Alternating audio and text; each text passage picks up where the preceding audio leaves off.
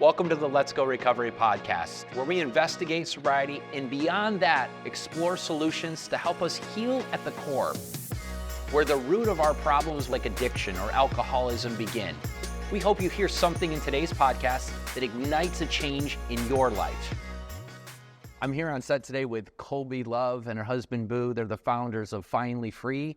And we're going to jump in today and talk about relationships and the effect of recovery and what it may have on strained relationships and how we grow together as a couple. Congratulations. Let me be the first to wish you a happy anniversary. By the time the episode comes out, you guys will have done it. Great job. Let's talk a little bit. You both have struggled with addiction, alcoholism as part of your story. Colby, I'm going to start with you. Just how does that play in aspects in your new relationship, a husband you found, and just your overall relationships in life? So in the beginning, it's rough because we both come in broken pieces and we try to mesh them together. And that's where outside counsel comes in. That's where therapy comes in for us. When I look at it, fast forward, we've been together 4 years now. Today, it's great. And it's all thanks to the programs that we work. Cool. You talk a little bit about what you brought in. And Boo, when you come into a relationship, I think about the reactions that we have based on all of the things that have happened to you, you know, whatever it might be, whatever past broken you come from. Tell me a little bit about, she talked about counseling. How about the apprehensiveness to get into something where I've got to fix me first versus I want this relationship to work out? What are some of the things I got to do when I'm talking about relationship from that aspect? Well, I mean, coming from the background that we come from, none of us were ever in a good relationship, you know, so the program, like she mentioned, that we work, like working on yourself first. You know what I mean? You have to get to know who you really are and who you want to be first before you can add another person to the equation. So, you know, we did that, and life is good today, man. Tell me some of the things, Colby, when you guys first, how did you meet? Tell me a little bit about that. How did you guys come together? How does this happen? Well, we have a friend in common. Friend in common calls me up and says, hey, I have a partner here, a homeboy that needs to go to a meeting. Can you come pick him up? So I went over and picked him up, and we have been inseparable ever since. That's super cool. So how long do you guys got sober time at this point in our podcast? You've been clean? It'll be 13 years next month. 13 years next month. Boo, how long you got? 9 years, November 27th, 2014. So you guys have been clean quite a while, but so even in your, 4 years together, so there's some relationships. You're clean, so I like I'm clean, but I don't necessarily like who I am, and now I want to bring another person into this relationship. What do you give for advice for the person that's thinking, you know what, I'm going to jump into a relationship, and yet I don't really know myself? What are you telling them? What are you telling women that you're working with? I tell them, you better don't. Because two sickies don't make a wellie. And you can't bring a broken mess to another broken mess and think that it's going to fix itself. It takes a lot of work to be in a relationship. And even at the amount of clean time that we each have and had at the time when we met, it still took a lot of work. We still go to therapy. Matter of fact, we have couples therapy today at 4 o'clock. Not because anything's wrong, but because we want to come together and be strong. And we use a professional to do that. Awesome. Takes a lot of humility. I'm going to use that language. Boo, hey, and I know how to do this. You know, you're a tough guy. I'm a man. You're a man. You know, Yeah. I know how to do this. What's the point where you say, I need help in my relationships? What does that look like to you where Colby says, hey, we're going to go do this? Maybe you said it. But how does that come together and you're okay with kind of being told it's okay to be soft? Happy life. I mean, happy wife, right? Happy wife, happy life. However the saying goes. You know, I'll do anything to make her happy. I'll do anything to make her smile. You know, she's my one, you know. And from day one, we realized that when she took me to that first meeting, you know, like this is my one. This is the one I'm going to be with for the rest of my life. Wow, that's a big commitment. Yeah. You talked a little bit about you and just what you're doing. Or as a couple, what are some of the things you can share that you guys talk about? Like, we're 4 years together. What are you guys talking about in, I'm going to say couples therapy, if that's what it's called, the couples counseling? What is that? What are some of the things that you're still working on today? Well, that's none of your business. Oh, good. Good. I'm actually saying HIPAA, I'm like, Tracy. wow. That's HIPAA.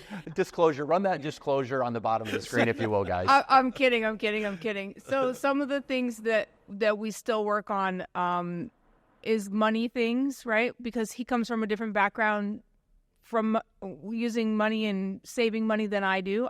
I just want to spend it on everything. It hurts him. So she teaches us how to come to like a happy medium, and how to, you know, she teaches us how to see each other's point of view. She'll bring it up and she'll say, now Colby, you know, and she'll teach us to see each other's point of view. And then another hard thing is the meshing of families.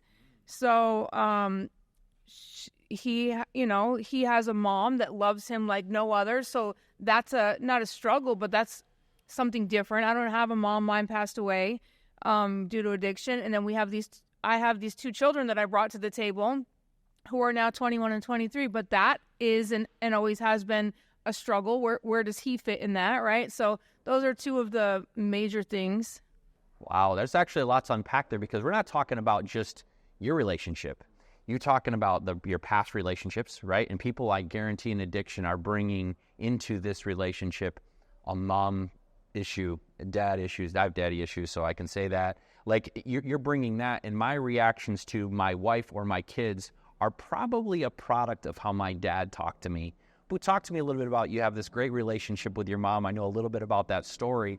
How does your relationship with your mom not just change, but morph now that you're clean and sober, but also because you're bringing Colby, the love of your life, into this situation? How do you have to work on that? Well, I mean, they say that ultimately you're going to find somebody just like your mother, right? So, I mean, much as she doesn't want to admit it, she's just like my mother. You know what I mean? Strong woman, strong-minded, wants to be heard, wants her point of view to be heard. And that's exactly my mother, you know what I mean? So tell my mother that. My mother's like, I'm not like her. Oh, neither one of them want to be that one, right? And to tell her, she's like my mother. She's like, I'm not like your mother, but they're exactly the same, you know what I mean? And I love it, you know. My mom's a good woman. She called me today, actually. I don't know if I can get into this, but a ticket came to the house, right, from December 4th, where I went through a Easy Pass in Pennsylvania. I was in Arizona. She's like, oh, that wasn't you. How long you been out there? I've been out here since 2020, Ma. Well, I'm calling them up. And then she called the Easy Pass people, and she's like, no, never mind. They said it wasn't your license. So she, like, my mom will go to bat for me anytime, anywhere, and so will my wife. You know what I mean? I think we both would agree we need people like that, absolutely. Especially women like that kind of have our back. Colby, I know you will have some people's back. What does that look like when I say you got Boo's back? What does that look like today in recovery, and how you can create a healthy boundary? So I want to have your back. I want to fight for you. But what does that look like in, I'm going to use the word again, healthy relationship? How do you formulate that? So what that looks like is, out in public, I have his back, right, wrong, or indifferent. I will fight for him. And then behind the closed doors, if he was wrong, is when we'll talk about it. So, you know, I had your back in this situation. However, you know, this shouldn't have been handled like this, or this is what this means, or, you know, we talk about stuff behind closed doors, but not in front of the world. There's a communication barrier there, or not a barrier, but a thing that has to be bridged, right? We talk about how somebody might have said something to you and you hear something, or like you talked about finances. It's a huge deal. Like, I don't care if you're in recovery or not. A couple listening to this day that hasn't addressed things like family and finances, faith, you know, where do we go do this? Well, this is the way we did it. My mom's always done this for years, is a huge thing. So communication becomes that. Boo, communication. How important, how do you start that behavior of communication and have it become something that's indicative in your relationship? Well, I mean, trust comes a lot with that. You know, I mean, I have to be able to trust her, to tell her, you know, how I'm thinking and communicate with her. And you know, she is my best friend. You know, I'll cry right now. But not only is she my wife, she's my best friend, and I could tell her anything, you know. And, you know, I'm just in awe of this woman every day, you know, and just watching her work and watching the things that she does. I learn from her. It's the best relationship I've ever had, man. You know, and I thank God for her every day. I really do. The way she keeps our house. She's my mother. Wow, that's great. I'll let you guys fight about that after the shoot is over. But I also hear the word growth. Like, you don't arrive in a relationship. You don't get to the point where we're good. Like we talk about addiction a lot on the show, and we're talking to people that are struggling with, hey, I want to stop, doing this behavior. But that also is a growth in relationship where you never arrive. I love that you guys are still in counseling. Like you're having an anniversary, you've been together for 4 years. Like, oh, we've got it. I've been married for 25 years, and I can tell you I'm going to do something stupid today that's going to make my wife feel a certain way, and I'm going to have to eat crow. I'm going to have to say I was wrong. And I think there's some of that. Communication is obviously imperative, but how about the growth aspect of we are never arriving, Colby? Like, what does that look like to you to know that there's never going to be a point where we get to stop kind of working together, growing together, changing, where we're headed? I love it. I love growth. I love that every day is different. I love a challenge. I love the future. And I love that we have to continue to go to counseling. And to answer your question about communication, that he kind of didn't answer, but only because our communication is good now, but it wasn't in the beginning. But this woman, this therapist, taught us how to communicate and taught us, kind of put it on a whiteboard of everything that he's been through and then everything that I've been through, and explained to us why we react the way that we do in certain situations, which helped us to understand each other better. There's something to be said about that. There's obviously some humility, there's trust, there's so many of these factors, but there's also this idea of bringing in somebody else. That perspective is crazy when somebody says, you just said this. Is that what you heard? And then you go, no. I heard anger. I heard rage. I know I have a daughter that when I say her first name to start the sentence, the ... and pause right after I say her name makes her feel a certain way, like she's being scolded. It's like using somebody's middle name. And it's funny that I never heard that before. I never thought, oh, this is going to be something that I am doing, that I have to change a behavior. Talk to me about changed behaviors, Boo. Things that you did that you now don't do and or try not to do because of the woman of your life and being, not being able to handle that well. I'll use that language. Well, I mean, she's my wife's a gangster, man. My wife can handle anything, and there's nothing really that I've been through that my wife hasn't also been through. You know what I mean? Coming from the background that we come from, I did a bunch of time in prison. My wife did a bunch of time in prison. She knows that mentality. She knows the mentality that we needed to change to get to where we are today. And we've done it, and we continue to do it every day. And every day isn't unicorns and rainbows, you know what I mean? But yes, it is. Oh, yes, it is. I love that. But we try our best, man, and we go home and we lay our head down on the bed, and we know that we're the best version of ourselves that we could be that day, and we go home and we lay down and we go to sleep and we hold hands, and it's beautiful. I think that you've hit on some key points, like you're talking about inventory, and of course we talk a lot about the step work and inventory and that. So I have my own inventory. I have to think about what I did, but as a couple, you guys are working to, I'm going to say, fight together, not fight each other, right? And so as I start feeling myself pulling away in relationship, I have to realize, how can we bring it back together? What are some things, Colby, that you've done in your relationship to go, okay, how do we bring this thing back together? How does this union become better? I'm not going to say perfect. You say unicorns and rainbows. I'm glad for you. Mine's not like that. But how do I bring it back together? What are some of the things that you do and or go through your mind when I want to bring it back together, make it okay? So I try to, work hard, play hard. So I try to have like vacations planned. We're both family-oriented people, so I'll try to plan for us to go back east to visit our families, or take a Vegas trip, or go out to California and hit a couple meetings and speak out there. Or he likes the UFC, so maybe schedule a UFC fight. Try to do something that gets us away from the calamity of every day, because we're both in recovery. We both help people all day long. And so sometimes we need to get away together and recharge together.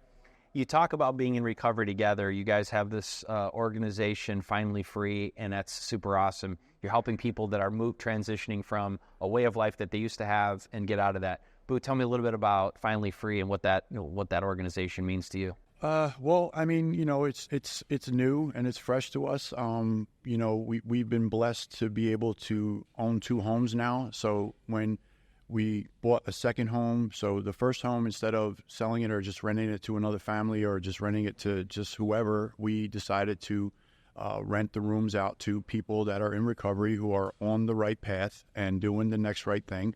And that's what we do, man. And we just want to help everybody that we can. And Mesa is our ground zero, you know. That's we awesome. love Mesa, and this is where we're going to spend the rest of our life, you know. Wow, that's super great. Yeah. Colby, as she talks about, you know, taking people in your home, there's also some mentorship there where you are a reflection of what you, I'm not going to say expect, but people are looking at you in our community and going, okay, this is what a relationship should look like. I know I've talked to several people that are like, oh, I want what Colby and Boo have.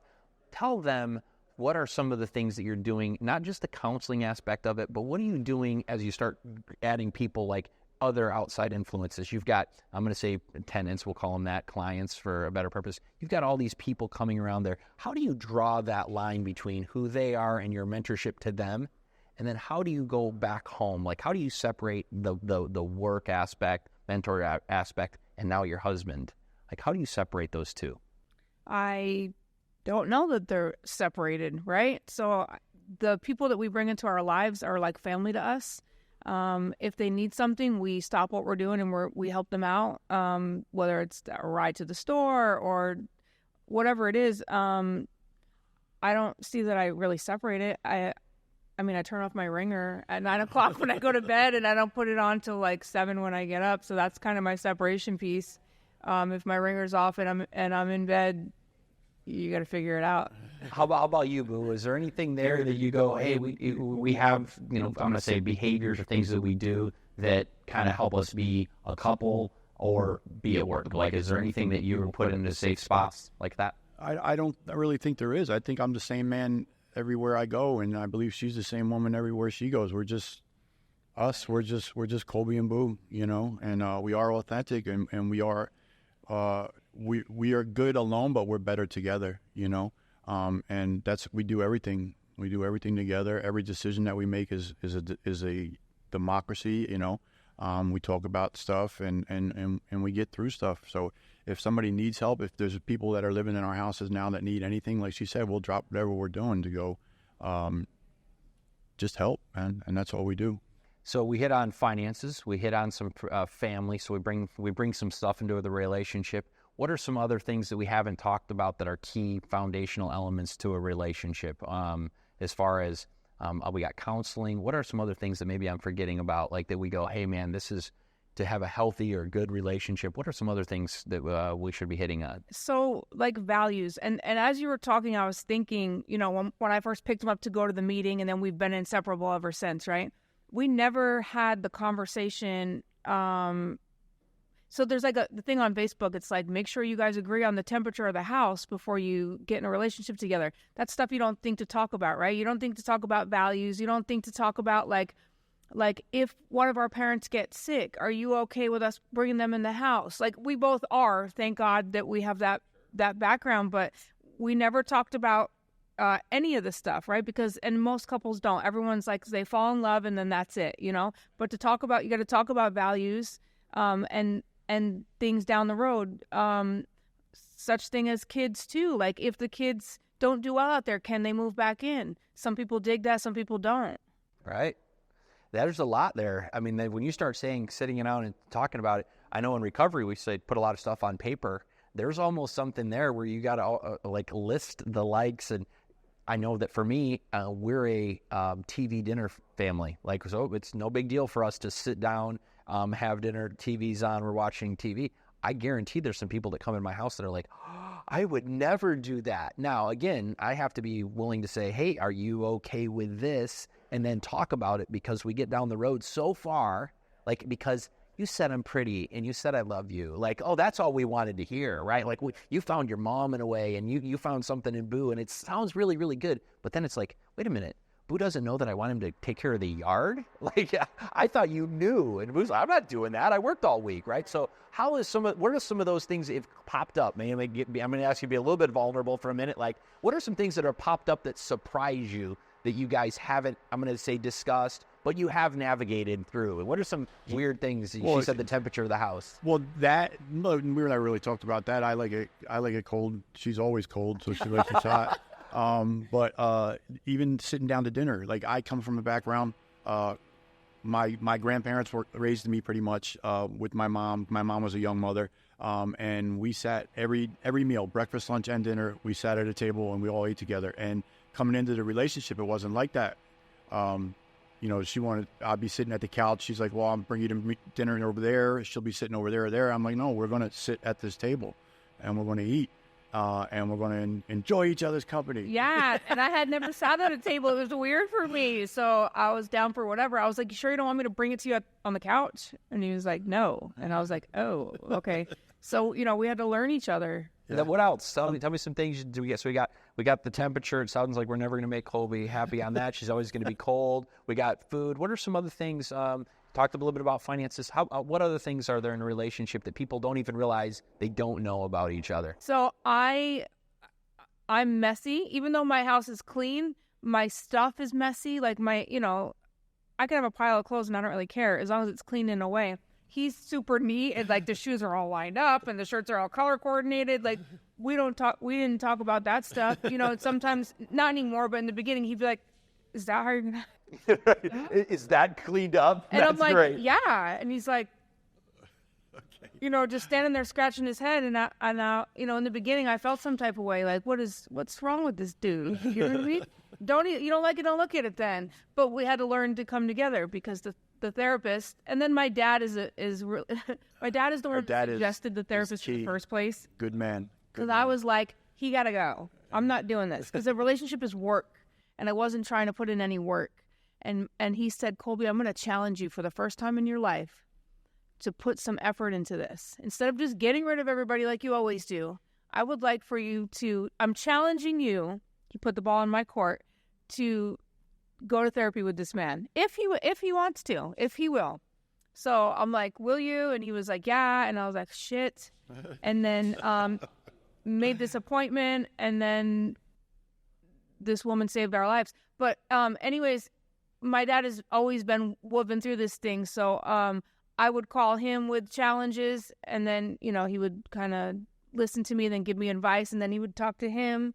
And, we've had challenges with like smoking, and like I would quit, he would quit, we'd quit together, just back and forth. Right. And that was a tough one. So just certain challenges, but my dad would always help us through it. Well, that's awesome. You say that somebody else was involved. I think so many times we think like we're going to work on it. Like we're going to, I'm going to say get in the car and just talk about this. We're going to hash it out. In reality, there's some spot where I got to go, man, I need people. We talk a lot in recovery about having people that have our back. It takes a village, right? It takes a village, right? And sometimes that village is somebody that we actually know and that can speak life into us.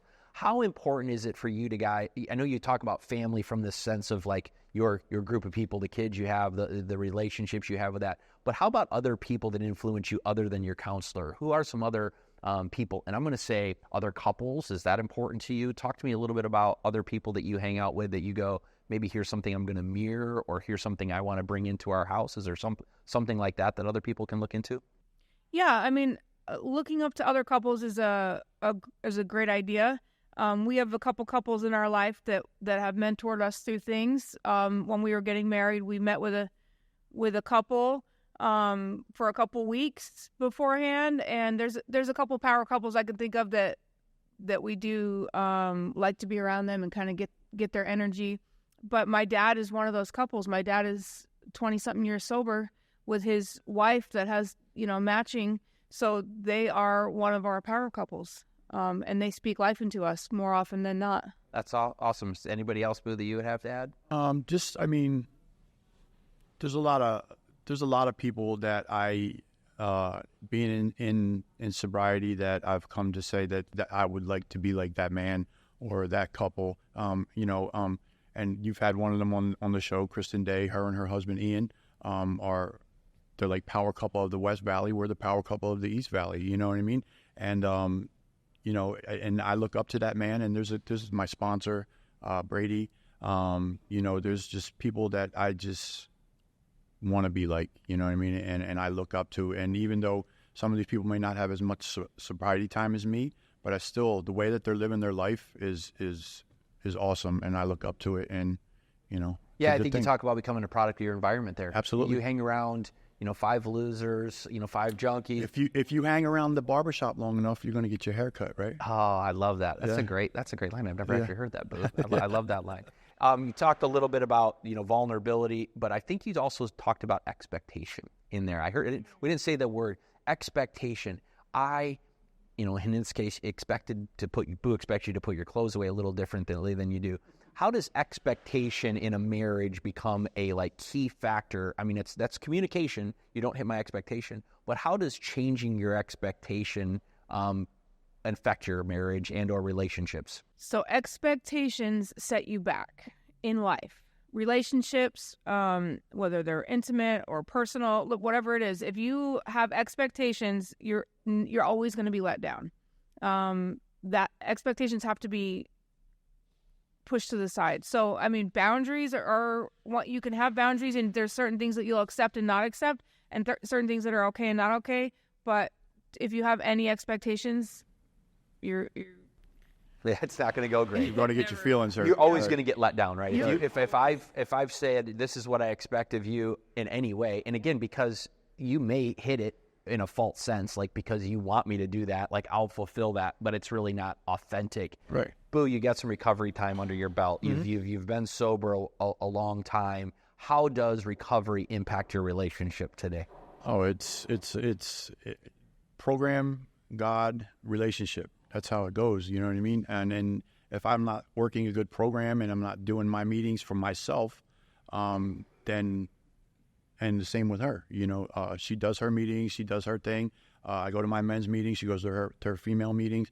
And then, we work a good program separately and we work an even better program together, I think that's key. A lot of people think that, now we're going to work on it as a couple. I see too many people in recovery that think we're going to figure this out together. You talked about 2 brokens don't make a righty. 2 sickies don't make a welly. What is it again? 2 sickies don't make a welly. You guys have brought me some good lingo today. I'm going to have to incorporate. In wrapping up, anything you want to add, Colby, from the perspective of, I want to have a healthy relationship. I won't say marriage. It's cool that you guys got married, but I want to have a healthy relationship. Anything else that you want to add to what we've talked about today that a viewer or an audience might want to hear? I would say if you want to have a healthy relationship, if that's really important to you and it's on your heart, I would start by having a healthy relationship with yourself. I would put the work in to have a healthy relationship with yourself where you're not afraid to eat by yourself. You're not afraid to go to the movies by yourself. You know exactly what you bring to the table.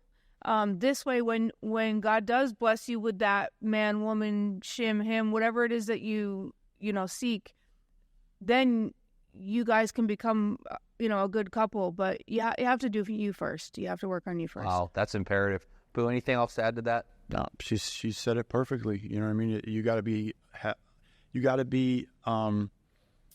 good with yourself. You know what I mean? You got to be the person that you're looking at in the mirror. You have to be like, all right, I like that person that I see today. And then everything else will fall in line. Yeah. All right, we're going to tag you guys on as much stuff as we can. Thank you so much for being here. I'd like to have you back. We'll have an anniversary special every year. We'll see how it goes. See how this thing goes. If we can have the same smiley and the holdy hands, the holdy hands next year. I promise you guys, they were holding hands before they came on set. It's not just for our time together. I appreciate you guys so much for being here. Thank you for having us, Tracy. Yeah, you got it. It's our pleasure. I hope you heard something today that gets you to take one small step into the version of the person that you want to be. For more content like this, subscribe to our channel below, or you can go on letsgorecovery.org. Until next time,